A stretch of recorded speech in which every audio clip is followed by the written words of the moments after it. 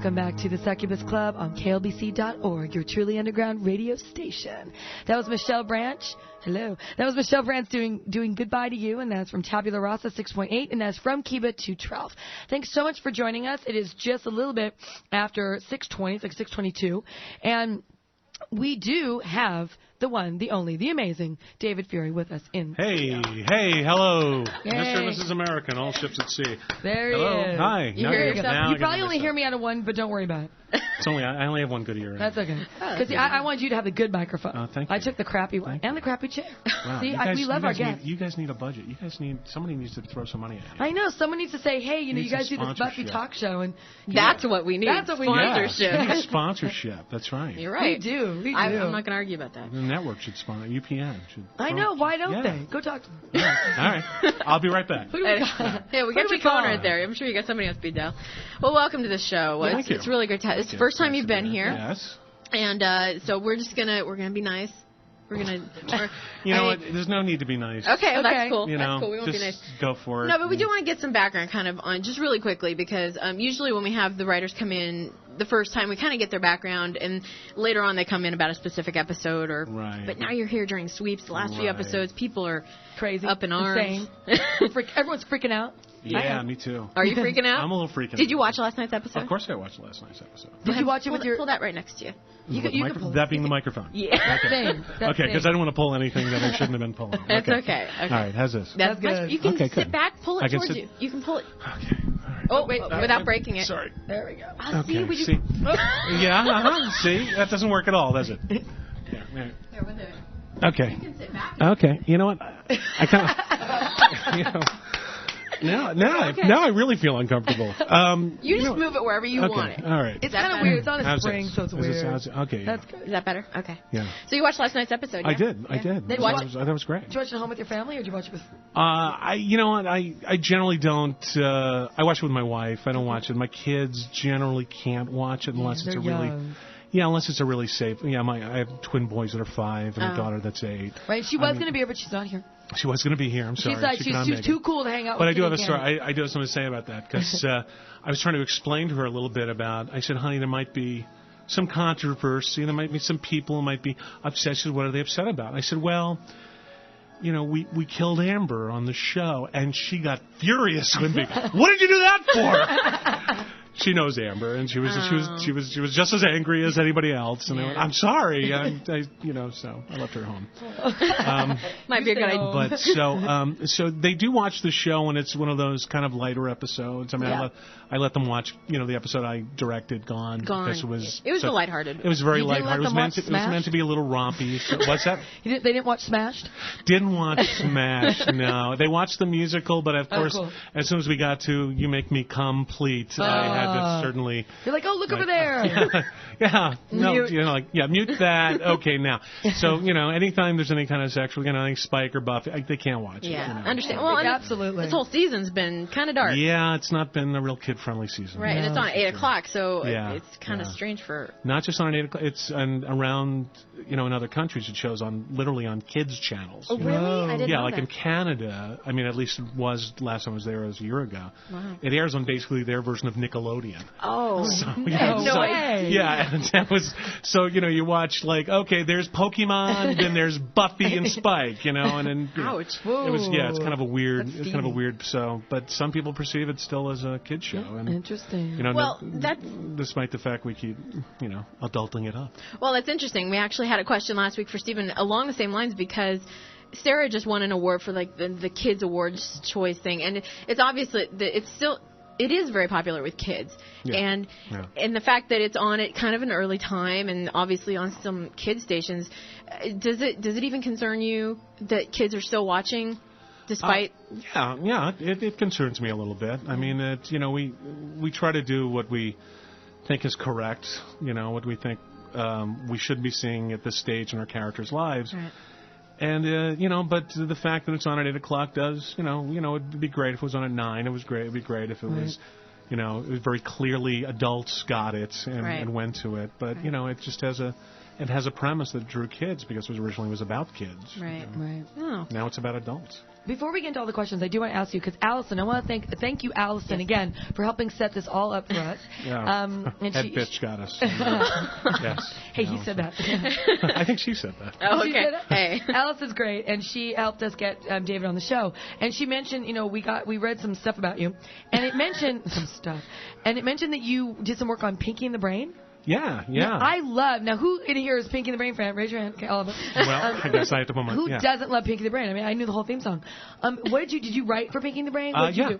Well, actually, I was writing with my wife at the time. We were writing partners, and we were brought in at a time that they were looking to make Pinky and the Brain a primetime series. WB was looking to make it their Simpsons, basically. And they started... First, they just started airing the afternoon show in the evening, but then they wanted to make it a little more sophisticated, and we were brought in to do that. And unfortunately, it didn't quite get further. We made 4 episodes. That's too bad. And that's as far as it got before they said, you know what, it's not going to work. Because they were looking for us to change the whole concept of the show, and I think you lose a lot when you do they're that. 2 lab mice who are trying to take over the world. I know. And once it becomes about, no, they're married with kids, and they have, it's not Pinky and the Brain anymore. Right. And we fortunately did, in the 4 episodes we did, we wrote one of the episodes, which was, we were very proud of. It was called Brinky. It was Pinky and the Brain have a child. Oh my gosh. So Brain's trying to clone himself, and Oh my God.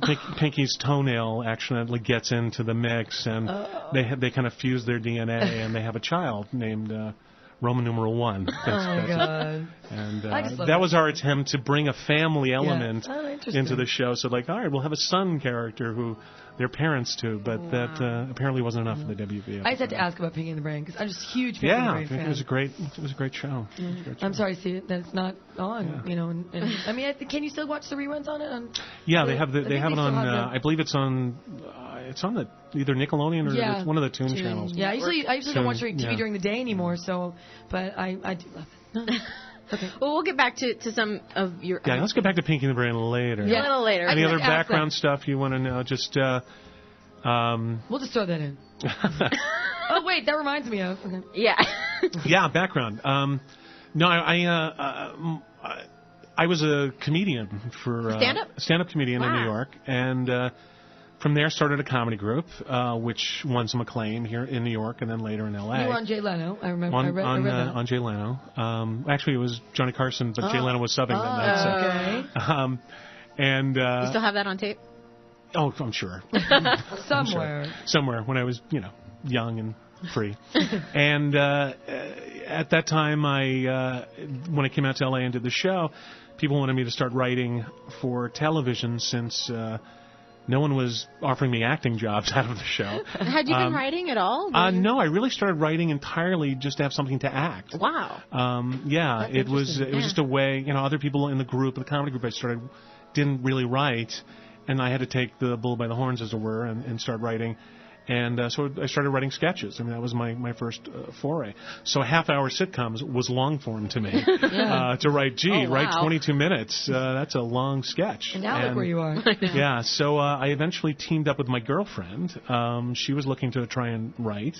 And we wrote a couple of spec scripts that won us an agent on our first job, which was on the Jackie Thomas show. I remember that. Yeah, Tom Arnold. Yeah, so Roseanne and Tom were our first bosses, so that was a great introduction into Hollywood and the whole television scene. And then we just worked in sitcoms for the next several years, 4 or 5 years. And just various sitcoms? Various sitcoms. I mean, very different kinds. We did Dream On HBO. I loved it. Yeah, we did. It was only good when it was on HBO, though, because once it hit, they couldn't do the they cool couldn't. stuff anymore. They can't really do it off. Yeah, if you don't have the sex and the fun stuff, then right. What's the point, really? That's the point. Exactly. And we did. We ran a sketch show for Fox starring John Leguizamo, House of Buggin'. I remember that. Yeah, which was another. It's short-lived. Yes, it was short-lived. Short-lived, and that was quite an experience. But we have, it was all good experience because it, helped us. Anywhere you can learn. Exactly. Anything, and we were just doing every different kind of comedy you could, whether it was 3 camera or single camera or sketch or this. finally, we wound up having a meeting with Joss. This was right after Pinky and the Brain, or when Pinky and the Brain was finishing up. He was a fan. So he knew you from that? He didn't know us. From Adam. He really didn't know us from Adam. Who are you? No, Get out of my office. I don't know how he really called us in. I guess, our agents just submitted scripts of ours, and he said, let me meet them. And we met with Joss when Buffy was still, at that time, was in development. It was only 6 episodes. It was mid-season for the WB, which at that point was, what's the WB? Yeah, exactly. And we met with him, and at the same time we met on a sitcom for ABC that was going to be sandwiched between Roseanne and Home Improvement. Tuesday nights was the hot sitcom that my agent said this is going to be a hit, and we said, you know what? After our meetings, we went, wait, I think we want to do Buffy. I mean, I think that sounds more fun. What? Are you insane? Exactly, and they talked us out of doing Buffy. And the show we wound up doing was a show that ended after 18 episodes. What was it? It was you're going to go, what's that? Life's Work. Wait. That ABC. sounds familiar. Was it Lisa? What was her name? Lisa. Very good. What's her last name? What was her Ann. name? Lisa Ann. Oh my God. Lisa Ann Warren? No, Lisa Ann. Close. Walter. You said Walter. I was going to say Walter, but then I thought that wasn't right. Yes, exactly. I watched that show. Michael O'Keefe was in it. Larry Miller. She was great. Yeah. I liked her a lot. Yeah, well, unfortunately, America didn't. So, she was funny. You've always been strange, Kitty. I know. Yeah. So at any rate, we so after that we fired our agents and begged to get another meeting with Joss, and he did. And by this time, where were they? They were in season. They were now about to enter season 2. Okay, so and we met with him. So were you a fan? You were like, this show's really great. Yeah, after I can't believe that. Yes, because we were doing our sitcom, the sitcom that failed, and I'm watching Buffy, going, oh, why are they on that show? For the first, so I got to watch the first 12 and became a big fan of the show, and said, I really have to get on this. And Joss was very nice to meet with us again. He and David. The rest is history. Early on. And now you're here. Yeah, Forget everything in between. We pitched him. Well, we pitched him a story. Okay. That they bought right away. Did it ever end up on screen? Yes, it was Go Fish. That was the first episode, which we pitched early in the season. So this was all before Angel was going to become evil. And yeah, because that episode really didn't have a lot to do with Angel. It had nothing to do. It was meant to be entirely a standalone. Rompy, throwback, goofy 50s horror movie. And they turn into fish. And that's you love it? And Joss, we're genius. Exactly. Pay that man. Here's $1 million. Here's $300. It's $1,300,000. I was thinking big. So it was basically our take on Creature in the Black Lagoon. Then we figured at that point they had already explored the Frankenstein mythology. They did Dracula, obviously, until we really did Dracula. They did the Mummy with a mummy girl. Yeah. So I'm going, which Universal monster haven't they done yet? Creature in the Black Lagoon. You did it. So that was into that. Then Joss offered us a job for year 3, and we turned him down because no way. My wife got offered a job on Mad About You as a producer solo, and we had just had our twin boys at the time. We had a little girl, and it seemed to make more sense for her to go off and do Mad About You, and me to just freelance at that point, to stay home and freelance. So I was Mr. Mom for a year, but Joss very nicely had me write 2 scripts. I freelanced for the show for a season, wrote 2 scripts, and then came on officially the next season. Wait, so I've been writing since the 2nd season. That's what I was saying. It seems like you've been there for so long, and yet you weren't even officially until season 4. Exactly. Now. I mean, Joss very nicely has said, like, you've been there since the beginning, because he remembers. Yeah. He was going to hire us for the first season, and so he kind of feels like we were part of it. I've been a part of it. That's great.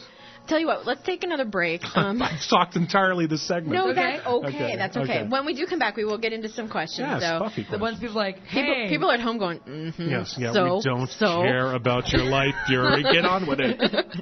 I do. I care. She does. All right. So when we come back, we're going to have the hard-hitting questions with David Fury. And here we go. This is a request. This is for Stephanie. And to Stephanie. Stephanie. Oh, but before we go, can you say hi to my student Richard? I'm a teacher. Hi, student Richard. Yeah, I'm a teacher. You're a teacher here, really? Yeah. No, not here. I'm a high school teacher. Oh, you're a high school teacher? Yes. Can you believe that? Can you believe it? No, I thought you're a student here. No. No, thank you. Oh, my God. Hey, student Richard, how are you? And so Richard, my student, he's a huge Buffy Angel fan. Yeah. And he's listening, so I just want to say a shout out. Okay. Hey, Rich. Hey. Hey, how's it going? Hey. Thumbs up. And Stephanie, this is for you. Yes. All This is right. for you, Stephanie. This is 4-Star Mary. Welcome back to the Succubus Club on KLBC.org, your truly underground radio station. That was 4-Star Mary doing Dilate. And that is for Stephanie. And that's from Harsh Light of Day, 4.3. And that was the acoustic, yeah?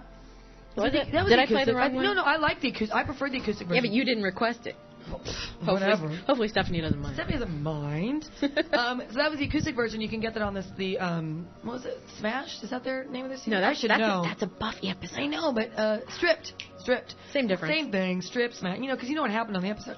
So anyway, thanks so much for joining us. No, And- what Actually, happened they on were episode? fully clothed. well, not later. It is about 6:40 p.m. here on the left coast. And if you're just joining us, we have producer, writer, director, everything. Renaissance man, David Fury, right here with us in the Hello. studio. Hello. Hello, America, and all Europe all of Europe, and and And all Asia, of- and all the 7 continents. yes, and Brazil. I think And somebody- Brazil, especially It's one Brazil. of the 7 continents. I think somebody The continent of Brazil. there's somebody in Yemen listening, I believe.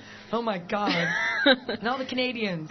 Oh, you've pissed them off enough. I know. I pissed off the Canadians enough. And the French. And the French. Yeah, we've been from France listening too. Okay. Are you ready for the onslaught? I'm ready to piss people off, yeah. Okay. Oh Go God. ahead. Not again. Please don't call. No. Sorry. Okay. Let's talk in general about Buffy this season, then we'll get into more specific characters and whatnot. Am I supposed to hear music, by the way? Yeah. Yes. Do you not Do you want hear to? me? No, it's okay. I didn't know What if I was are you picking up. talking about? I thought I was picking up some, astral projection or something. That we said. What are you Okay, talking no, that's about? fine. No, it's fine. It's our Fine. background music. Oh, okay. It's. Do you want, it's Okay, I from- wasn't sure if I was supposed to be hearing it. That's all. It's Sorry. from You're the okay. movie. It's from Okay. Bram Stoker's Dracula. Ooh. Yeah, aren't we clever? Right. Aren't we cool? I see the time. Yeah. See? Well, everybody knows that you're writing the season finale, or you have written. Yes. You are penning It's the done. season finale. It's gone. It's Well, done. it's basically done. It's Done. well, we have Friday. We have the final playback. Oh, So- okay. So the mixing. Well, this is obviously the first time that somebody else has written a season finale other than Joss. Yes. How does that feel to be the one? Horrible. No. Really? No, it feels it's pressure, can't it's a take it. great honor. When Joss said he wasn't going to be able to write the season finale because he was directing the pilot for Firefly, I suggested to him. I said, So you stepped how up about, to the plate? Well, I said, how about me? Well, I'll write the scene if you want, kind of thing. And he went, okay, thought about it, and came back to me later and said, you still want to do it? And I went, yeah. I knew Marty was writing. See, I knew Marty was already scheduled to write episode 20, Right. which is the episode we saw last night, Right. which she initially was going to direct. But, Oh. so I knew that she was already locked into doing that.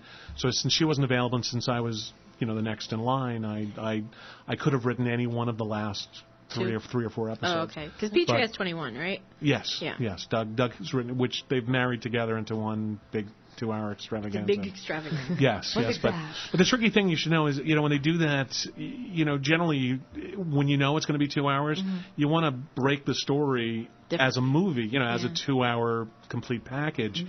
What they've done in both with bargaining, the beginning of the season, Yes. and now with Two to Go and Grave, is they're basically 2 episodes. Right. And even though they're a continuing story, they kind of have a different arc.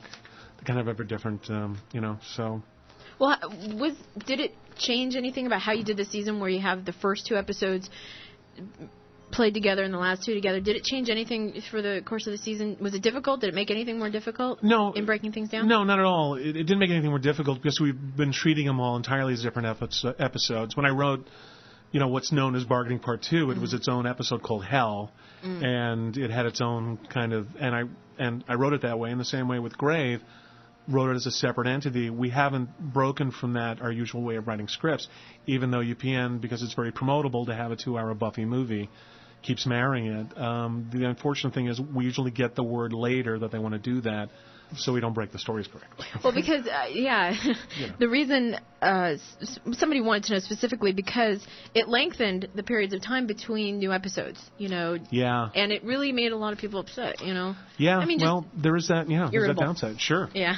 No, it's entirely Was it was it UPN's decision? Don't say the difference.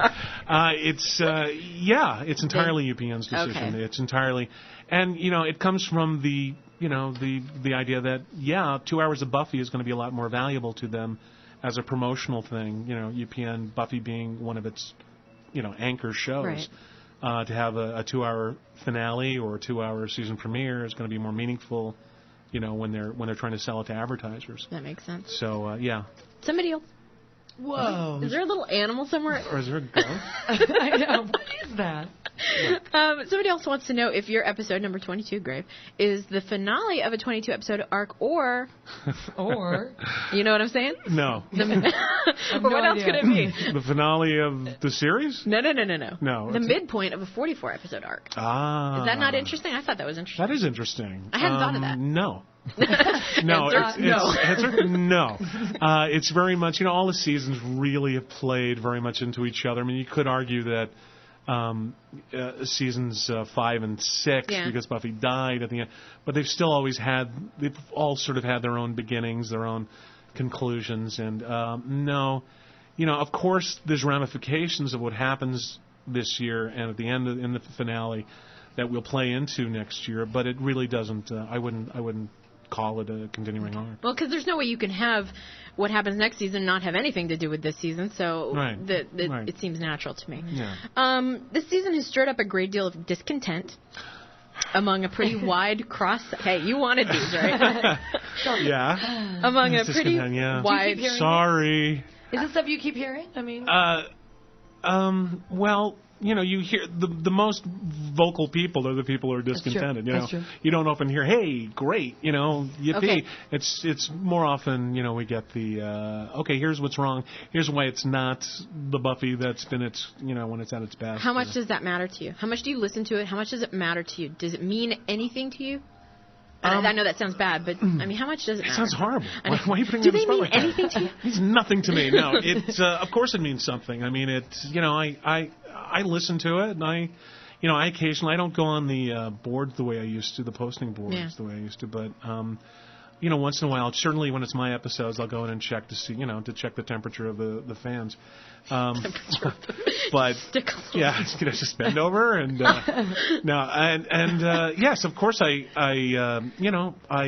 find it interesting. I care. It's a lot of the debates that go on the board are the same debates that go on among us, the creative team that does the show. I would hope so. Yeah, it's not like we make decisions arbitrarily or Joss makes decisions and just doesn't want to hear any alternate versions or hear any dissent. You discuss it. We discuss it. The pros, the cons, everything about it. About all the pitfalls. I'm very big on flagging things and. Right. And to see, and sometimes it leads to further discussion. Sometimes it leads to shut up fury. That's a good point, because this is something I've always wanted to know, which is the discussions that you have. If somebody, is there ever a case, and you just mentioned that there are times you say, no, I don't think this would happen. Is there any times where this comes up and it leads to, is there anything that's happened on the show that you just hate happened that or you're really going to get me. Not you, but anybody. I mean, not necessarily. That one might have a problem with. Anyone. Yes. I mean, yes, obviously, and it still goes through. Well, here's the thing. Yes, because. And what do you do about that? Well, because. You sit back. You drink a lot. The alcohol helps. Yes. Quite frankly. This is one person's vision ultimately. This is Joss's show. This is Joss's universe, and it's we all live in it. We all live in it, and we're all privileged to live and work in it. And we can't always agree with everything that we do with it, but we can find ways to live within it that go, what, maybe I didn't see this before, but now I see a way that this works that I can write, and then I can find ways to get my point of view across. And you can make it good. Yeah, or. Hopefully, one can hope. Yes. Make it good, or at least make it, somewhat interesting, or, an example. I mean, obviously, I'm sure you're going to get to the whole Spike and Buffy controversy, which I've often been at in the middle of. We know that, yeah. Well, there's a situation where the storyline where it went was something that I wouldn't have seen. But when we were into it, or as we discussed it, I understood it entirely in the context of Buffy becoming disinvested in her life and her world and needing to feel something and doing that. And it made total sense to me. And so I can live within that, even though, I personally had moral convictions that went against that union. I understand it in the context we presented it, Well, and thought we did it nicely. And I could find ways to bring in a little bit of my attitude about it. For instance, in Crush, when I had Amber talking about the Hunchback of Notre Dame, and I used a lot of that and the story there to kind of comment on the Spike and Buffy about not having Quasimodo not having a moral compass. Right. So you just stick stuff in there when you can. Yeah, I slip it in, and then Joss, slaps my wrist. And you move on. No, he's great. Okay, fair enough. No. That's okay. That's pretty much what I wanted to know. Is just how far it goes and what happens if there's a time when you just don't agree with the story that you have to tell. I mean, it's your job to tell the story as well. Right. So I was just curious about that. It's when you're dealing with a very smart, creative people, there's a lot of compromise involved. You know, and there's a lot of everybody compromises at some point, and ultimately it's to serve the show and serve the story. Serve the story. And we've heard that. We hear that a lot here. Yeah, well, you know what? It's because that's where we come from a writer background. We have to. You have to. It's more important than you. Well, you know what? It needs to be restated. I mean, I don't know what Steve talked about last time, but hey, restate away. But that we don't do things for we don't do ratings. There's a lot of people I've seen comments. Good, because we do things for ratings ploys. We make, and the thing is, we don't do ratings ploys on Buffy. We do what we think is right for the show, and we do what we think is the most dramatic thing, the most emotional thing that we can draw from our characters and the stories. And it's not about like, what are our numbers this week? Because our numbers, no matter what we do, remain the same. So it's virtually impossible for us to do anything. That's a good segue into this question because they ask, according to the Nielsen's, the last 3 episodes have lost 1.5 million viewers. Does this mean the never giving the fans what they want strategy has failed this year, or that there was a miscalculation concerning what they need? This is based on a quote that Joss had with an interview that he did with Wanda on E! Online. He said that his job is to give the fans what they need, not what they want. Concerning people's people being very vocal with what they don't like. It's also concerning the main storylines, especially with Willow, with where it needs to go, where the story needs to go, and who gets sacrificed in the meantime. So you're basically saying that the Nielsen's aren't even a concern. They're really not at this point for the show. I mean, the show doesn't live or die by the ratings. I mean, it might have the first couple of seasons, but it's become something that's that just is what it is, and Joss takes it where he wants to go, and and when it's good, the fans will go with it.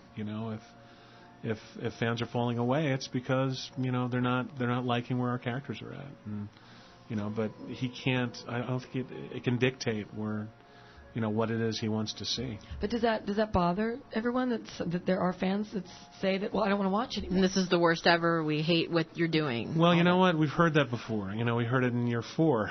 We heard it. We heard it. Yes, that's true. And yet the fans. Oh, sorry.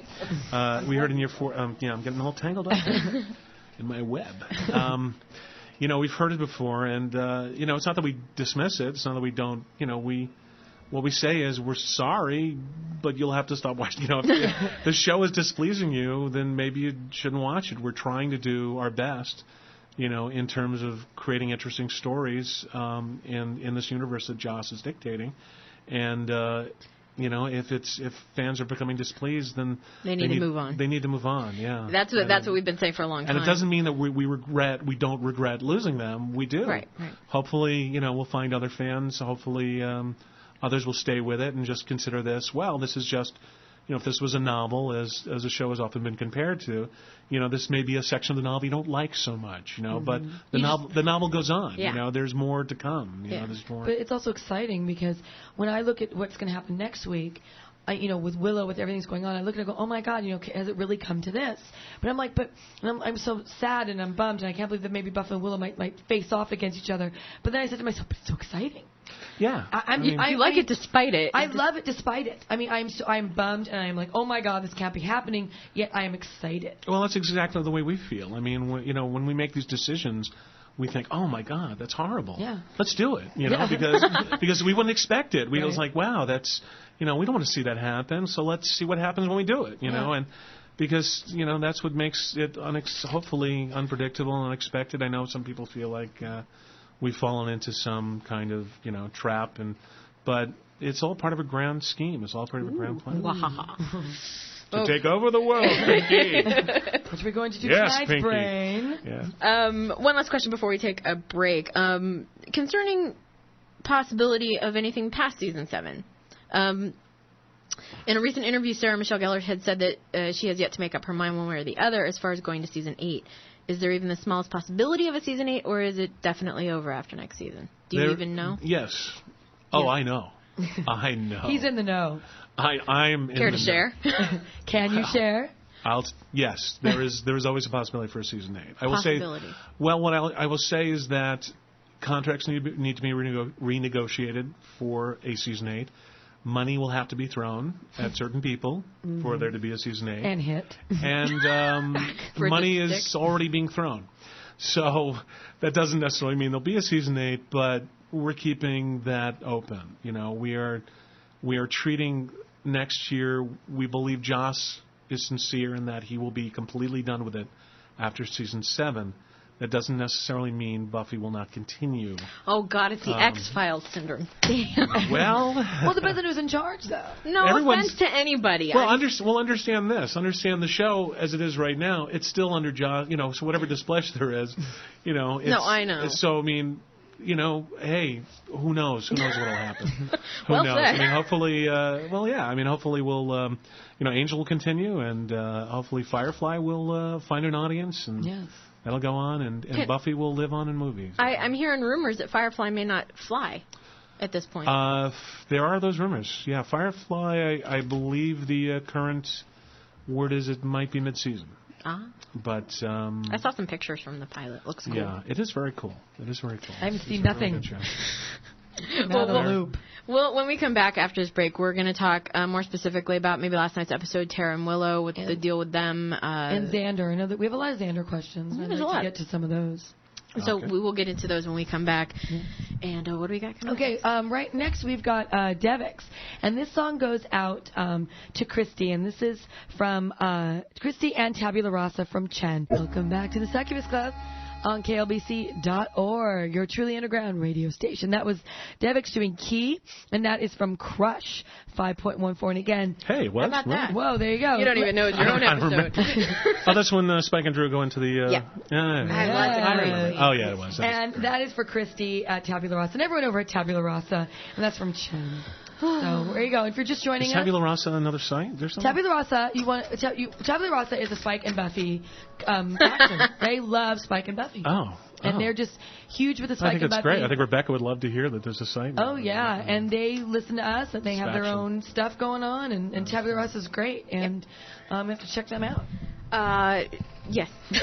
little plug for Tabula Rasa. Yes, they'll put Tabula Rasa. And so we have David Fury on the show if you're just joining us. Most of you probably are, get back to the show. So we've got David Fury. We've been Ask talking, my question. That's my question, damn it. We've been, we talked a little bit about his background. We talked a little bit about the show itself, about season In 7, general, 8 in yeah. general. Okay, let's get to some Specifics. Yeah, and obviously the big stuff is Willow, Tara, Spike, Buffy, Xander, You mean and everybody? and yeah, a little of everybody, and your move over to Angel next year, which is something. Who? You. Me? You. No, I'm consulting. You're over there. consulting. I'm splitting my time between Buffy. You're going to say, I don't like that. Get it out Basically, of here. it's like, what are you doing on Angel? I'm bored. I'm going to talk to Buffy. What are you doing on Buffy? I'm bored. I'm going to go back to Angel. They have better snacks than I was Angel. about to It's say like that. Who's yeah. got better snacks? It's like basically that. Yeah, Angel does. Well, there you go. Angel, see. Way better There's snacks. a little insight now, Oh. behind the scenes. Angel has better snacks. did they officially move it to Sundays? I believe they did, yes. God, what? Now, Yes. please tell me it's not going to be 8 o'clock across from The Simpsons. No, it's not. No, it's on 9 o'clock. After Charm. Opposite Alias. Thank God, I don't watch that. Well, a lot of people do. A lot of I our thought it was fans going do. to be across from The Simpsons. I was about to have a heart attack. No, Charmed is opposite The who Simpsons. I cares? believe. Whatever, they steal from Buffy and Angel anyway. Yeah, no comment. Yeah, so I believe it is on Sundays. Once again, with Angel, I know some people feel like, oh my God, it's the death of Angel, but but it doesn't really. Angel doesn't really live by ratings. I mean, it's it's He's it's a not following and alive. it's a demographic. If Angel, if the WB decides to cancel Angel after next year because it's not performing on Sunday, You know, could always go UPN will to, it could go probably to pick it up. UPN. Yeah, probably they will. Yeah. You know, especially if Buffy doesn't come back. Yeah. It might make sense for them to pick up Angel, and then just even pick up some of the characters from Buffy and bring them over to Angel, and I don't know. You never know. You just never know. Wait, should we say real quickly about the room about charisma? You know, let's stop talking about the future. Should we talk about the future? About charisma? What about charisma? The future that we There's a huge rumor that she's not coming back to Angel next season. Really? It's all, what? What? Huh? He picks up a cell phone. That was part of my deal, that Charisma would be back. I don't, You haven't heard that rumor? No. It's a possibility. I don't know. We'll see. Okay. You know, I can't really say anything. Right. Because maybe or maybe you're not. Get fired. I think she's not, maybe, she could be. I don't know. I have no idea. Can you vague that up for us? I know. Let me try. Let me try. Okay, so let's move. Holy crap. Oh, my God. Let's get on to Willow here. Willow. Let's get on to Willow. Let's get on to Willow. Willow. I like goth Willow. I'm into the goth Willow. You like the Willow. black hair? Oh, Yeah. Oh, yeah, she looks great. I think she looks great. She's beautiful. Sexy goth Willow. Early this season, it appeared that Willow's problem was that she was abusing magic for her own selfish reasons. Many fans felt that this addiction storyline came out of nowhere. Was Willow ever really addicted to magic, or was the addiction an excuse for Willow to not deal with her own power issues? Wow. We're deep here. I don't understand that question. Moving on. Well, yes. It's all yes or no. I believe maybe. The metaphor was always kind of there. We just kind of, we just played it up a lot this year. I mean, maybe we played it up too much. Maybe it became less subtext, less metaphor, and a little too on the nose. Mm-hmm. And we wrestled with that. Sometimes. There was terminology we used that, we probably too explicit, mm-hmm. but ultimately it was about magic. It wasn't about anything else. It was about being addicted to. It was all part of the growing up theme, and about magic making everything easier. Mm-hmm. It's about everybody who goes through life and who has everything handed to them, and it's very easy for them, and that can become kind of seduced by it. And we're kind of exploring that sort of theme. Yeah, see, because while I really saw where it was coming. I mean, when she first started Magic, you could see it was growing and growing every season, how much more powerful she was getting. They always commented on it and everything. And she got stronger and stronger. And I thought that it was being handled really well in the beginning of Season 6 until Wrecked, when it just became so text and no more subtext, that I just oh, no. And then after that, I think it was handled okay. It was just that episode. You mean you think about going to a dealer kind of thing? Was too much? It was a little obvious to me. But we liked him. I like Rag. Cool. I love Jeff Kober. Well, Jeff Kober was, he was my vampire in Helpless. I always bring it up. I'm like, you mean the vampire from Helpless? Yeah. Yes, Zachary Kralik is my nephew. Is my is that his name? My 4-year-old nephew is Zachary Kralik. Oh, that's funny. Cool. And I named the most horrible character. I don't know what, poor kid. Anyway, getting back to the question. No, I'm just saying that I can see where people are saying that it was a little too textual. Yeah, I mean, a lot of it was drawing from, a lot of people on our staff are recovering, in different forms. They have different backgrounds, and they wanted to kind of explore that area a little more explicitly, what they remembered. And, and we went that far with it. And, a lot of it worked, and some of it may have been overstated. Fair enough. Is Willow a cold-blooded murderer? Will Willow suffer any significant repercussions for her actions, or are tears and baking cookies to earn forgiveness enough for her? As long as they're chocolate chip. Toll House. I mean, because she crossed the line last night. Yeah, cold-blooded murderer. I mean, she skinned Warren. She skinned Warren alive. She put a bullet in him. God, that's harsh. Yes, it was very harsh. And then she took his skin off. And then she took his skin off. And he said that for a while it was like itchy and scratchy. I was like, is he going to start talking now? Well, you know what? Actually, it's funny you mentioned that, because I had wanted, because I'd wanted Skinless Warren to be, kind of bugging Jonathan and Andrew, like Willow bringing skinless Warren, the way she did with Warren's girlfriend coming back to bring skinless Warren, and Joss didn't go for that, but I was thinking of kind of like, it was like an American Werewolf in London, with his friend, Griffin Dunn, was all rotted, and so I wanted to do that with Warren being all glib, with having, and they're going, I got a skin, man, get away from me, don't touch me. That would have been funny. That was really weird because he's just like, shoo, and like, boom, and there goes he still has his skin. I was like, ew. Great, yeah, well, again, he was horribly great. You have to raise the bar. Yeah. We've done things that are horrible in their own ways, and with Willow, we have this character, this cherished character, this sweet young Willow to be, when we knew, when Joss wanted her, she wanted to see her evil. She had to do something really, really harsh, really horrific. And we've made a point in that episode and in the final 2 episodes of how is she going to come back from this? And how are the fans going to be able to come back from this? Well, from seeing her like that. Because I was telling Kitty before the show tonight how difficult it was to see her like that. Because this is the Willow that we've grown with, like you said, that we've loved, that we've almost felt very protective over.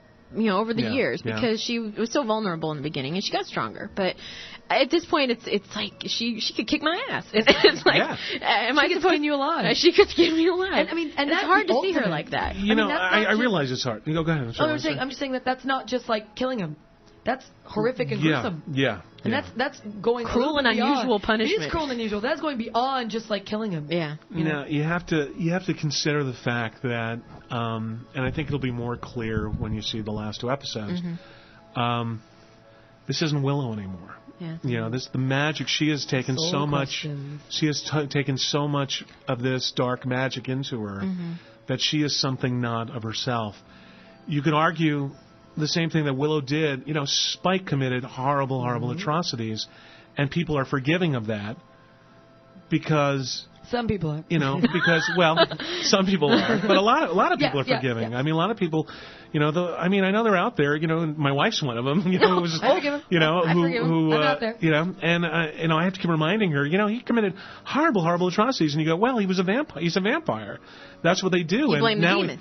You blame the demon, and he's not, and that demon is not dangerous anymore. So let's forgive him for the hundreds and hundreds of people. He is innocent people, children perhaps. Well, Angel, hello. Yeah, an Angel too. Well, an Angel is atoning in his own way. The difference is with Spike is he's not really atoning. Right. He's never really understood that. He doesn't have that moral compass. Well, we'll get to Spike a little later. Yeah. Oh, there's lots to talk about there. But I don't know if we have enough time. But that's interesting about Willow, because there are questions about Willow. She has a soul, yet she's gone completely evil. It's not really a soul issue. It's just more of a matter of, is she the Willow that we know? She has so much power now and so much in her that, eventually, and you'll see it in the episode, in my episode. Like, I can't give it all away, kids. Yeah. Well, you'll see, as I say, next week, that it's not really her. That yes, she'll have a lot to deal with, and she will have to come out of it next season. And by the way, this is no parallel universe for those of you who think it is. Okay. Alternate reality. Wouldn't that just be the easy way out? We don't go that way. It's just too cheap, and it's not. Horrible. We don't do the sci-fi. Joss really hates the whole sci-fi. Ending. Answers for stuff, time travel, and alternate universe. He generally doesn't buy into that. There has to be a good reason for it, but and not just to buy back things that you want to buy back.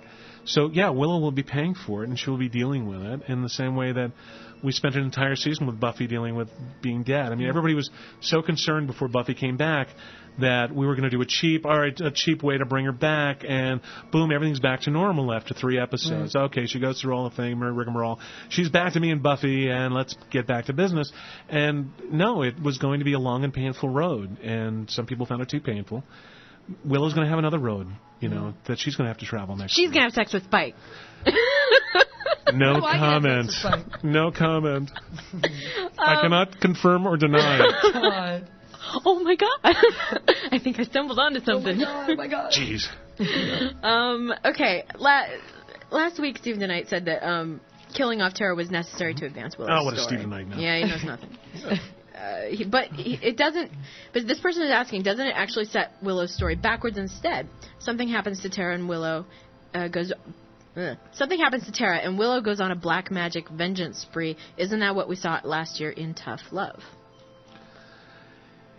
Ooh. I don't know. I didn't see Tough Love. No. I haven't watched any of Yes, those. yes, but we were putting her. Yes, but we were taking it much further.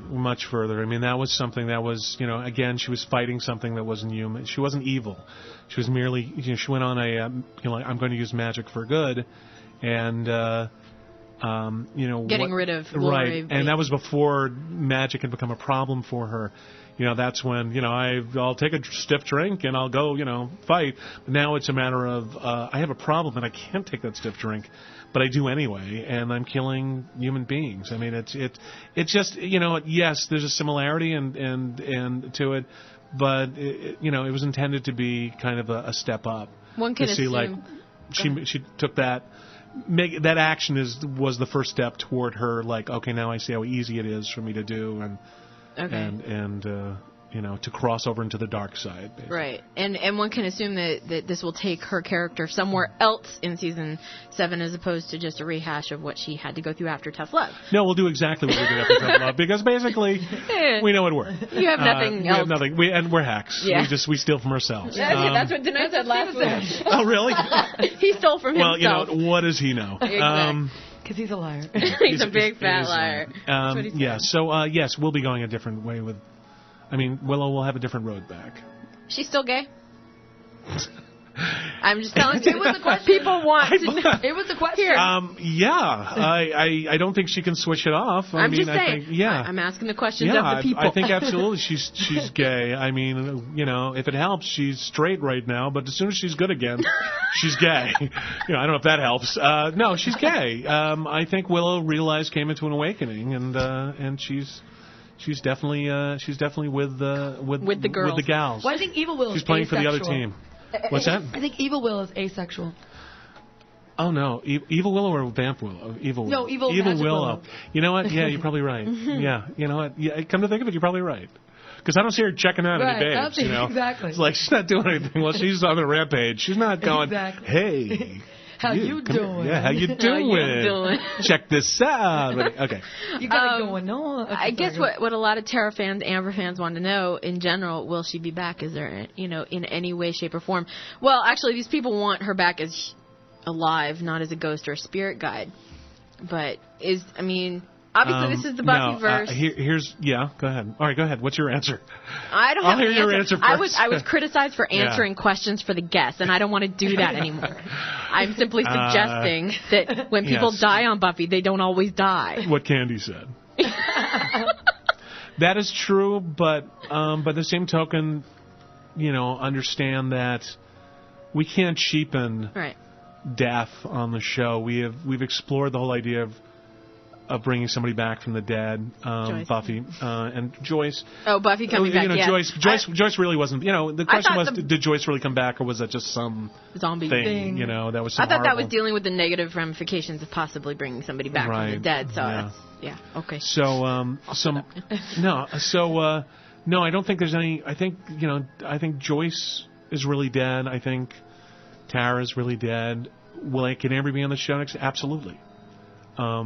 Just dye her for those hair. people. Well, you know what? You can do a Vertigo thing. I mean, just like, I'm just saying. Like Twin Peaks. She'll come back as her cousin. There you go. Exactly. Who's gay? Exactly. Who just happens to be gay. No, or who's straight, and Willow has to, just help her recognize, she needs where she needs to be. Yeah, she's not. You're not really happy with. Yeah. Let's do some spells. Amber can certainly be back. Tara could be back in other incarnations, whether it's in flashbacks, whether it's in fantasy sequences, whether it's in dreams, which we've certainly done quite a bit of. All of those are possibilities, and we'll just have to wait and see if the story arrives. But certainly, Willow will be mourning Tara greatly, because the thing that's not happening, obviously, she's not mourning Tara.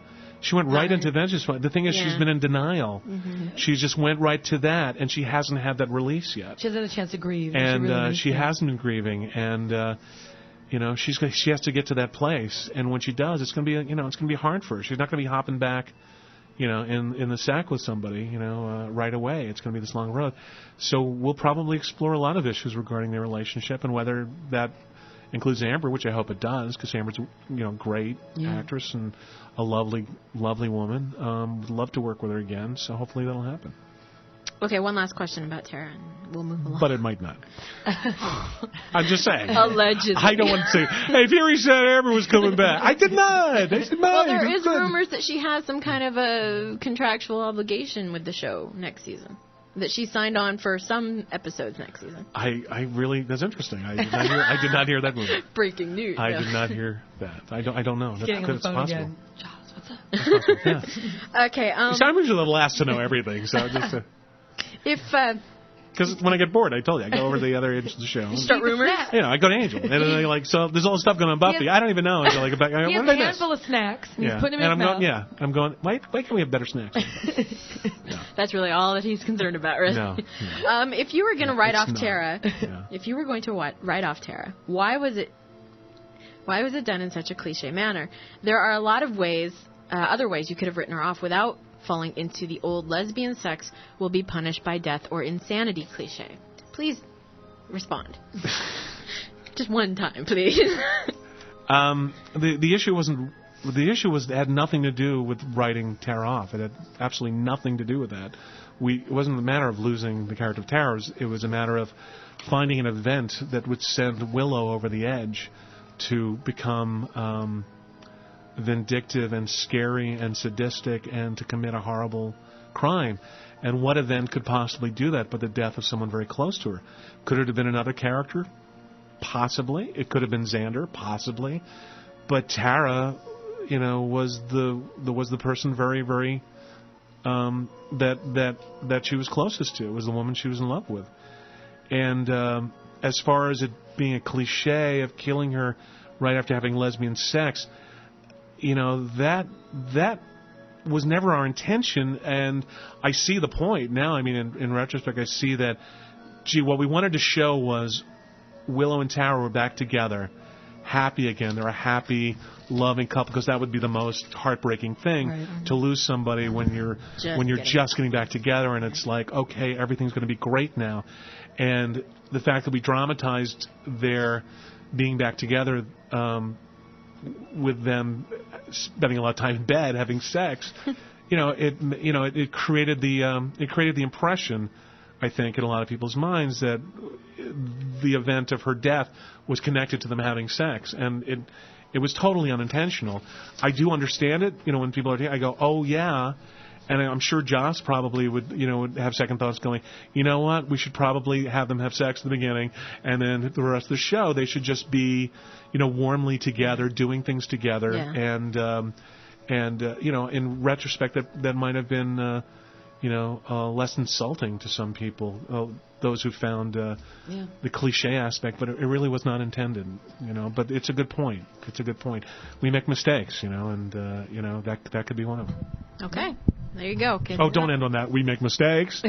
But we do some good stuff, too. Yes, and do a lot of good stuff. Yeah. Well, we will get to things. I want to talk about Xander, too. Yeah, we'll talk about Xander, Buffy and Spike, and a little Dawn, and little Angel, little Cordy.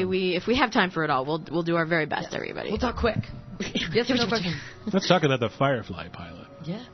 And only that. Okay. We will not address any questions. Okay. Yes. Are we taking a break? Is that what that is? Yes, that's what it is. Is that where we're going? That's where we're going. Now, this song is from hot off the presses from last. Welcome back to the Succubus Club. Welcome back to the Succubus Club. Nice, Ethan. KLBC.org. That's the Misfits doing Die, Die, My Darling, and that's from last night's episode, Villain 6.20, and that is in the bar scene. I don't know. I didn't recognize it. I'm totally forgetting. Blame Joss. When Warren is... He's talking to the girls.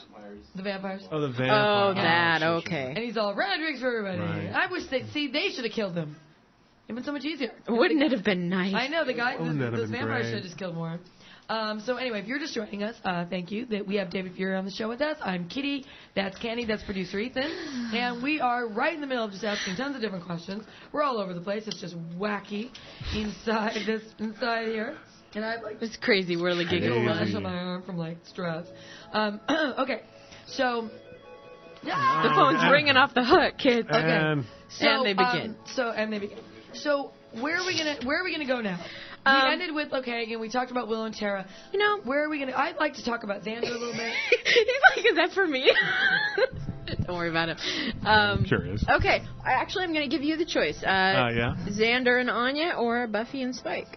I'll take Xander and Anya for 400. Doesn't mean we won't get to the Buffy. What is Xander and Spike?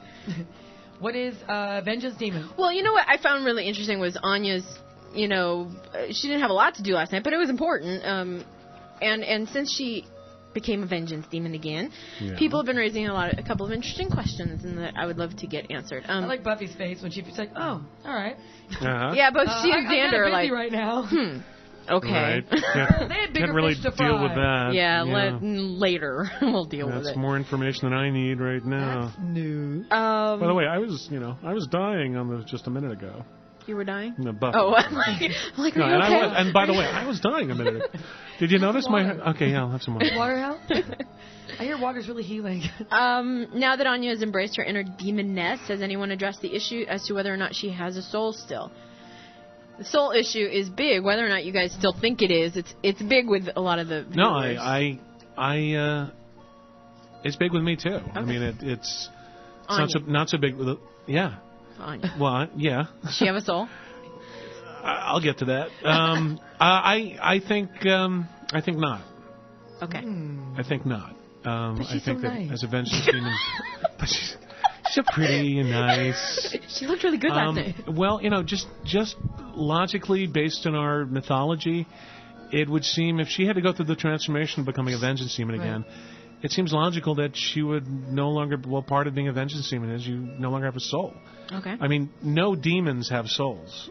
Right. And no vampires except for Angel has a soul. Right. So, I mean, that's part of our mythology. So, Okay. I would say she has no soul. Question If answered. you've seen her dance, you'll know what I mean. No, she's an incredible dancer. It was a joke. It was. I'm so sorry. No, Emma is a wonderful dancer. She's wonderful. She's great. She's a great See the singer, musical? too. God. Yeah, I like her. Who singing. knew? Yeah. I didn't know. I didn't know. Who knew you knew? could sing? Can you sing for us? You want to sing for us? Yeah, I'll take requests. What would you Well, like? what was the request that Allison had? Well, okay. Well, Something from Indiana Jones? something from Indiana Jones. The song, the theme from Indiana Jones. Yeah, sing it. She'll buy us a cheeseburger if we No. get you to So sing you it. did the voice of the guy when he said, that's my pet snake Reggie. That was me. Right, and Yeah. so she said she wanted you to do it. Okay. So if any of you have any Raiders of the Lost Ark at home, just put it on now. Turn down the volume. And when he says, there's a big snake in the plane, Jock. Right. Oh, that's just my pet snake, Reggie. Keep going, go. I hate snakes, Right, Jock. I I hate hate them. snakes. Come on, show a little backbone, will ya? There you Thank go. you. Thank you very much. Right on. Thank you. That was my big And now we get a free big cheeseburger. Hollywood. Yes. That is so cool. Thank you. That was awesome. Check Yeah, it right that was back. me. That was me, right? I was right there Yeah. in the plane with him. And the What snake. happened. Yeah. No. Thank you. You're very welcome. You're very welcome. We'll have you sing something later. Sing. Yeah. Something from the music. They got the mustard out. Yeah. Out. Okay. I just blew your Just mic. blew speakers and Oh my everything. God. I would have done Horrible. the backup, but you don't want me to sing. No, okay. You dance. She and doesn't twirl. want me to sing. No, I don't want. There's a song you must sing. It's a what? No, I'm sorry. I'm sorry. Do you Never know anything from HMS Pinafore? mind. No, I don't. Man. Sorry. All right, never mind. I am the very model of a modern Okay. baby. I don't know. I really don't know. This is a tangent, folks. We digress. Beware the Musical tangent. Can you sing all the rest of your responses? Yes. Oh no. It's like the madness of the bard. No comment. I'm sorry Tara died. Okay. Anyway, let's go. Anyway. Anya, let's get back to a nice, serious Anya question here. Anya has spent a millennium dealing out death and suffering, and frequently recalled those days with fondness. Why is she treated as deserving of forgiveness and trust then? Because she never really showed any remorse for what she did. I don't remember seeing any personally from Anya. She just kind of, it was her, now it's not her, and she actually did look back on those things with fondness, and yet it seems to be no problem with everybody else because she has a soul. But now she and doesn't. she's human. Yeah, explain that? Well, I'll try. To the best of your ability. No, I mean, it's not a bad point. Yeah. I mean, it's again, these are things we discuss Right. in the room, and we wonder, is this, should we deal with this kind of issue? But basically, the general rule is that was when I was a demon. That was when I was a monster, and I'm not responsible for what I did when I was a monster. And the fact that she has no moral problems with it now. It doesn't make everybody, embrace her, but by the same token, they also, say, well, she's human now. She can't hurt anyone, and the fact that she has no remorse. I mean, it's a tricky. I don't want to get in a fight. It's why? Go ahead. No, let's get in a fight. Well, you know what? Look, I'm playing devil's advocate here because I personally have that issue. I mean, there's an issue now of her being a vengeance demon. And you didn't want it to happen? No, it wasn't a question of that. It was a question of how can they allow her to be? How can these characters just blithely accept her? Right. If she's a vengeance demon, it doesn't mean she's going around killing people. Right. That's what I would love to know. Well, that's what I'd love to know too. That's the kind of things we'll be exploring next season. Okay, good to know. We will have to explore that, but those are issues that are brought up. Good. And as far as why people are more forgiving of her, it took a long time for people to glom onto Anya. Yeah, but they never really wanted her dead or gone or anything. No, well, they couldn't very well kill a human being who didn't do anything. I mean, who didn't... Willow can't. Well, not that doesn't do anything. Well, I mean, she's doing it out of... I know. It's a whole other... It's a whole other thing, but, Okay, as long as it's going to be addressed and it's not being dropped, it's an issue. Well, I'm hoping it's going to be addressed. Jeez. It's definitely, it's definitely one of those things where we discuss, and... if Joss determines that it's important for us to address it, we'll address it. And if he thinks it's not important and we need to move on with our stories, we'll do that. Okay. No, I mean, I agree because I think, like last night, Buffy and Xander were like, okay, but we have got stuff. We got, scary Willow to deal with right now, so we'll just deal with this later. But Anya did say, well, I'm on. She says, whose side are you on? Are you going to help us? So she said, I'm on Willow's side, but did she mean that she wants to help Willow or that? I think she wanted to help. She didn't say I'm on Willow's side. Yeah, she said something to the effect of I will help, but for Willow. She was basically indicating I'm not doing it for you, Xander. I'm doing it because I don't want to see Willow go down this path. Right. That's the feeling I got as well. That's what I thought at first, but then I also thought she didn't mean that. Okay, she's like, I'm on your side. She actually said that, but she said I'm only doing it for Willow. So I understand that. Okay, let's get into a little Xander stuff because the first part of the season didn't really have a lot going on until the wedding plans started heating up and then with the breakup with Anya and stuff. Xander seemed to have finally come to terms with his feelings as a friend when he made up with Buffy. Will we see a progression of Xander's actions that are permanent in nature? He did come across as that. I'm going to skip this question. Yes. You got so far into it, and now And we did. Where was that going? Yes, and Xander will be. What about the more. Xander Buffy rumor? Xander Buffy. The Xander Buffy rumor. Do you know about that rumor? Goodness, it's been rumored since season 1. Exactly. Well, it's like. But now. Yes. I thought it's been dropped for a while. One would think. The rumor's been dropped and then brought back again. I guess.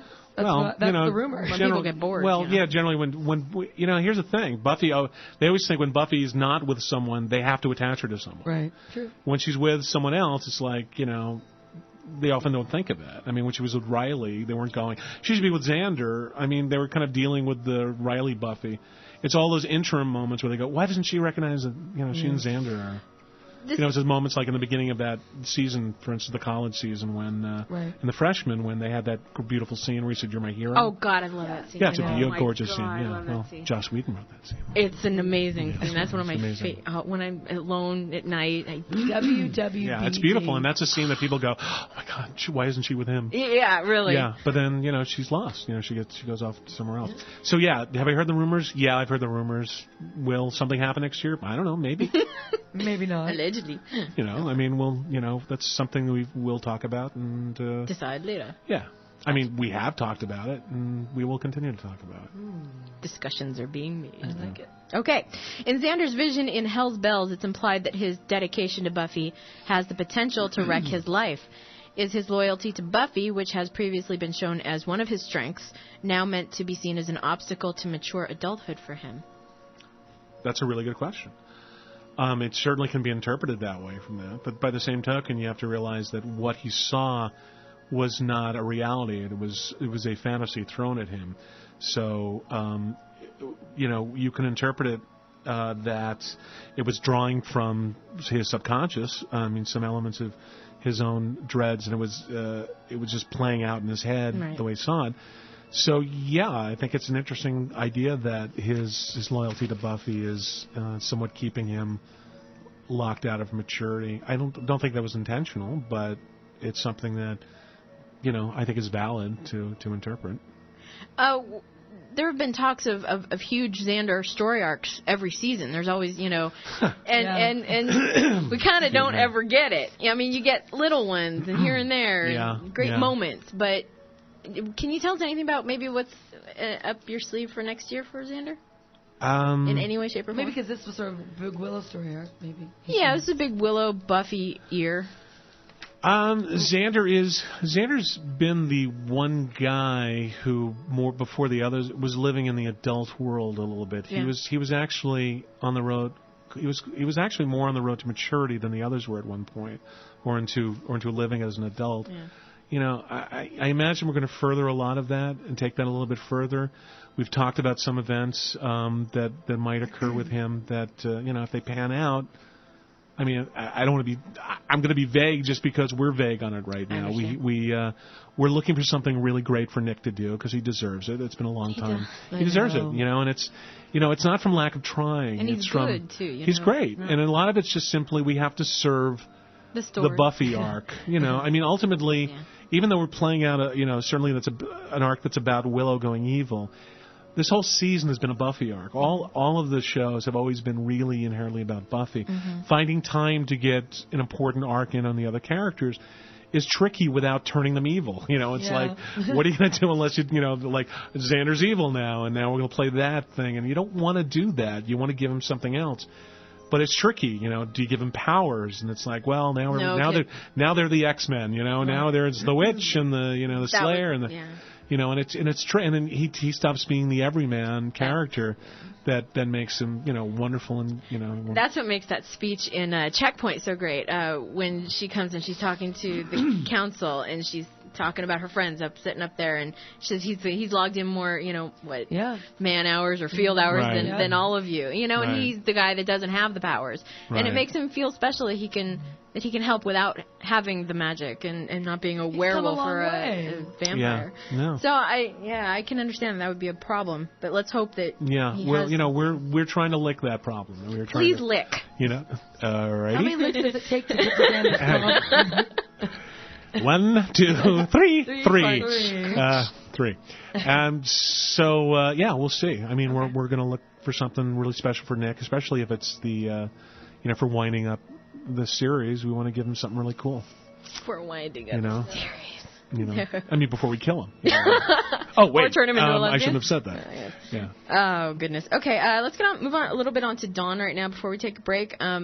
Dawn. I love Dawn in the last night's episode. Oh, she's great. She's great. She's amazing. Wonderful. As well as the episode before. Dawn is somebody's question. Dawn is my favorite character, and I love Michelle Trachtenberg, so I just want to know, what plans do the show have for the character of Dawn? Will Dawn continue to be written as a young lady in a mature manner, minus the tantrums? Please. Will she get a better storyline and better writing? Ooh, ouch. Ouch. Will Dawn get to patrol, learn self-defense? Will she get a love interest? All this stuff. Drew wrote for her, too. Yeah. No, I'm just... somebody else. Not me. Damn you. Yeah, you're actually going to... I will say that you're going to see something next Tuesday, which will give a clue as to Dawn's future. A clue for the next season? Clues for next season, in terms of her, where we're taking her.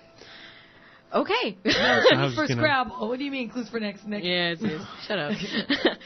Okay, this is just to get us into the next segment when we come back. Will the show explore the Dawn and Spike friendship again next season? Because it's something that a lot of people seem to have really liked, is their friendship, and it was strong in season 5, kind of dropped for most of the season, at least not seen. Strong in the early parts of season 6, Strong in the early part of this. I was gonna Yeah, say, and then not so much in the middle. And now we kind of only seen a couple scenes here or there lately. So Right. is it still something that is important to the writers, their friendship? We loved writing those scenes. Will we see more of their friendship? Yeah, I imagine we're going to. I imagine we will. I mean, the reason we moved away from it here was basically Spike's friendship with Dawn can arguably be said to have been somewhat selfish in that he was trying to get at Buffy. And once he got at Buffy, he didn't need to be seeing Dawn. He didn't need to see Dawn that much. It could be said. I'm just saying that's one way to interpret it. I mean, basically, it was more uncomfortable. Well, let's say it's this. Let's say it's more. There's a secret tryst going on with Buffy and Spike, and it's being with Dawn makes it awkward for him because it's another argument. Yeah. So I mean, could be anything. Is what you're saying. But it could be anything. But now that the cat's out of the bag with that, there's every possibility they'll come back to being but friendly then there's again. a whole issue of trust, and I know we're going to get into that when we talk about Buffy and Spike. Whole issue of trust of her saying, well, you can hang out with Spike while I need to do this, but... Last night's episode, yeah. Last night's episode, but it's like, hello, do you trust him with her when he tried to rape you? So I know that's one of the We're gonna address that when we come back, so be prepared. Trust your rapist. Yes. You too can trust your rapist. No, okay. Your attempted rapist. Okay. No. Attempted. Yes. Okay, I'll be quiet now. I'm in trouble for that I one. know. We're all in trouble. We'll be back in a few minutes, though. Okay, this is a request. No, it's not. We decided. No, I requested I requested it. Oh, yeah, you requested it. No, I did. But I like it, too. Whoa. All right. And this is, I dig this song. This is from Gone, Trespassers from the Succubus Club. Even though she's still singing, Candy gave me the okay. It's all your fault. Welcome back to the Succubus Club on KLBC.org. That was Trespassers William doing I Know from Gone 6.11. And welcome back. We've got David Fury with us. I'm Kitty. That's Candy. That's producer Ethan. And we're almost out of time. It goes by so fast. It does go by so fast. Just short answers from now on. I know, short answers, yes or no. We'll do it really quickly. Okay. You were asking about the issue regarding... Spike and Buffy. Yeah, Buffy taking Yeah. Dawn. I mean, obviously Xander played the voice of those who just say, "What are you crazy? Right. How can you do that?" So it's nice to have that voice there. But Buffy had to go to the only person she knows of who has any kind of strength and power to if Dawn needed protection. she did that before too with her mother and Dawn. And she had to put her own feelings aside, knowing that Spike would be harmless to Dawn, regardless of what he. Someone's upset with me and they're calling. It's a real questionable decision. Yeah, Xander does. We call attention to the fact it's an odd decision for her to make. But she made a good point in that he can't hurt her. He cannot hurt her. He could not hurt her. And he has no reason to. Hurt her. Well, Clem won't hurt. Isn't he great? He's great. But go ahead. He's wonderful. So consequently, she made a decision that can be argued was kind of bizarre under the circumstances, but she had to put Dawn's safety above her own distaste for Spike and what happened. Okay. I thought she was going to say, okay, let's go. Kind of like when Connor and Angel. All right, let's go. Steven and Angel. Steven and Angel. Okay, you ready for the Buffy Spike questions? Yeah. You ready? Wasn't that a Buffy Spike question? Well, no, I mean sort a little. That was just the tip of the iceberg. Go ahead, buddy. Buffy Spike. Go ahead. Got your arm around? Yeah. All right. Do you worry that you may be sending an anti-feminist message by portraying Buffy, a feminist hero, as a victim in her abusive relationship with Spike? Buffy is not herself this season. I mean, I think what we try to explore as Buffy is, are we sending a message? I think the message we're trying to say is, no, we're not trying to send a message. We're not trying to send a message. Buffy crawled out of her grave and has been severely messed up and as I said, disinvested in her life and kind of alienated. And her relationship with Spike is not meant to be something...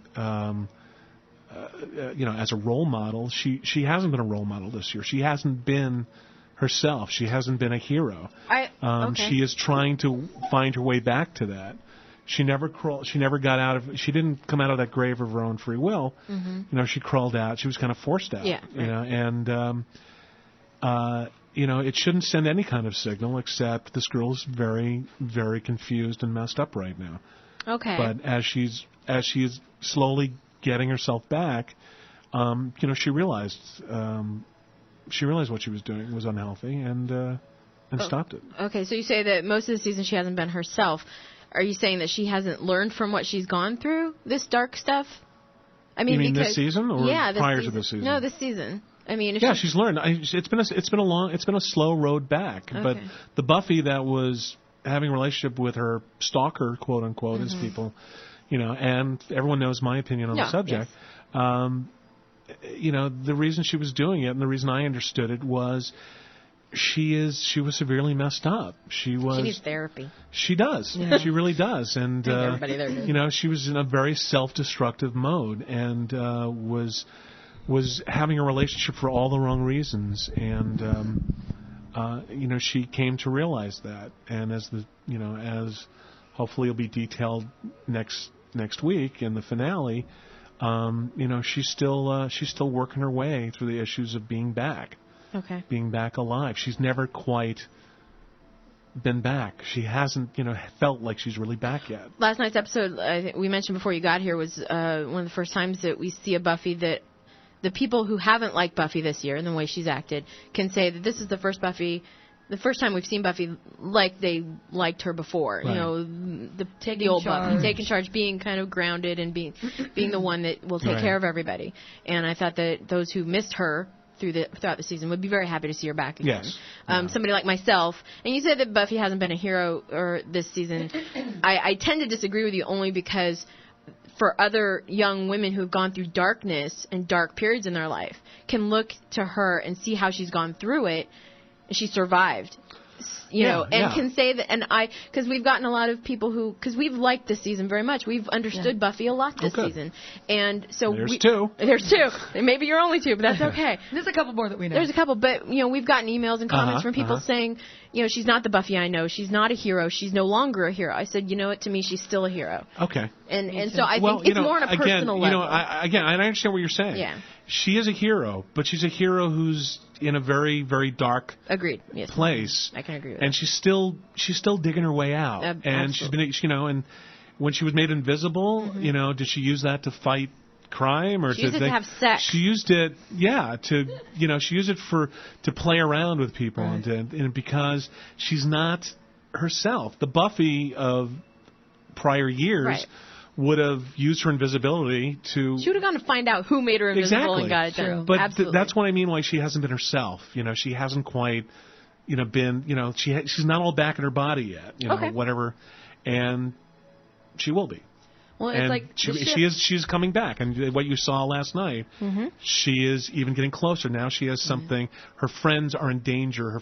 She's lost a friend, and another friend's on the verge of losing, and things are becoming clearer to her about what she is. And it's a shift between her and Willow now, because now Willow's the one who is not herself. Right. Going through the darkness. Yes. Very much, yeah. They're sharing an experience right now. You brought up Gone. This person wants to know, in Gone, you portray Buffy happily initiating an invisible sex scene with Spike. In fact, more times than not, Buffy was portrayed as initiating the kisses in the beginning and later the sex. In light of these facts, why would you say that in the line, because I stopped you, something I should have done a long time ago, was included in Seeing Red? I know you didn't write it, but it just seemed like a very cliched, inaccurate line. Do you see what this person's saying? Basically, Buffy has been known to initiate the physical. The Buffy that was in Gone was an intoxicated Buffy. It's basically she was drunk in her visibility. I mean, but in other situations, she initiated.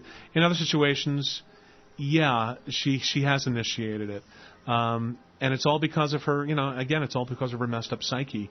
That she thinks, I got to feel something. I want to feel anything, and I will do it with this man, if I have to, just so I don't feel empty inside.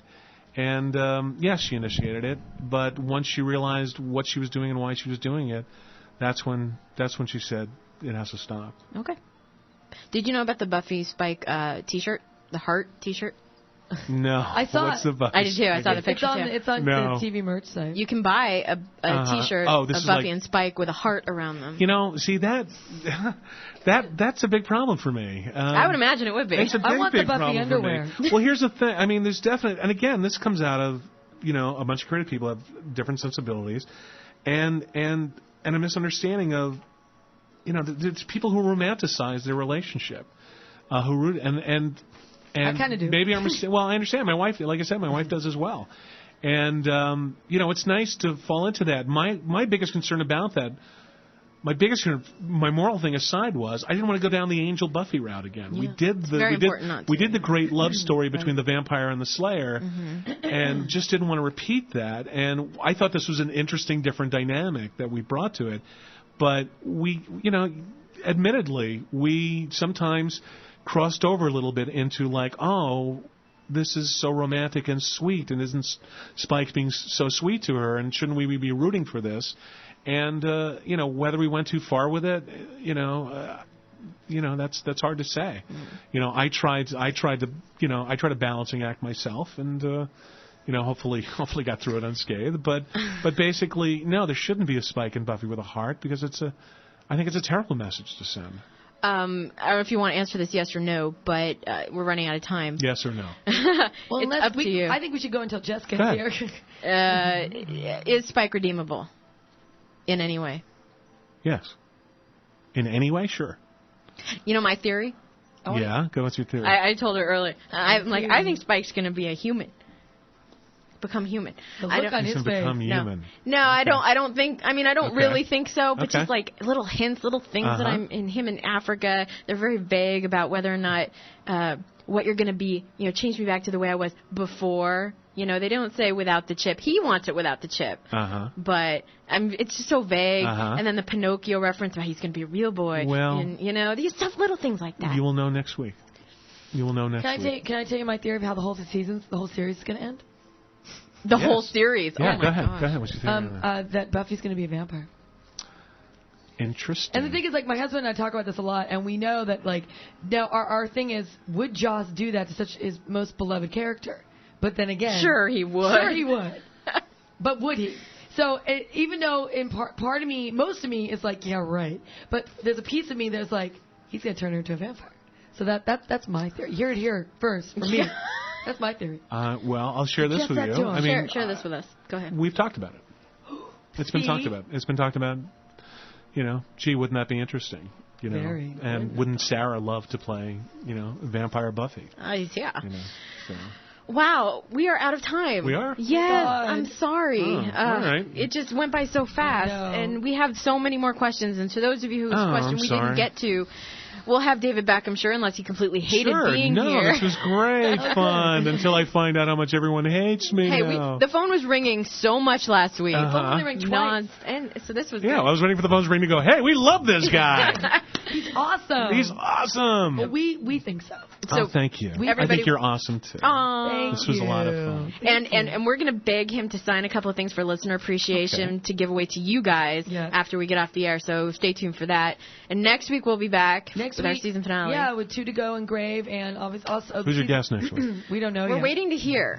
From Jane and Tim Minear. Oh, really? Yeah. Jane usually comes in at the end, but she's on vacation, so I don't know what's going on. We haven't heard back from her. If you know anyone who wants to come in, just tell them. Give us a call. You can come back. You can come back if you want. Because it is your episode. It's a two-parter. I know. Yeah. So we'll be back, definitely. So keep checking back our website, and we'll obviously, as soon as we know stuff, we'll send it on our mailing list. Our show, season finale, Buffy season finale, Angel season finale. A lot of big stuff happening. But we do want a huge thanks to David Fury for coming in. You're very welcome. And again, thanks to Allison for setting it all up. And thanks for everyone who's sending questions and comments. And thanks to producer Ethan. I'll just hand him all the questions. You can take them home and read them. You can take them home and read them. Oh, my God. All right. Yes. No. Perhaps. But thank you guys. I agree. Thanks for singing, and thanks for doing your... Well, I don't know if the rest of the audience is going to agree. No, I think so. I think it's all great. right. And just, again, thanks to everyone for listening. Just tune in next week for the season finale and for information about listener appreciation, and as well as information about the Golden Fang Awards. Yes. So stay tuned for that. And stay tuned for Jess, who's coming on right after us with... oh, my God. Ground Zero. Ground Zero. I'm all zero something. Zero. Ground Zero. So stick around for that.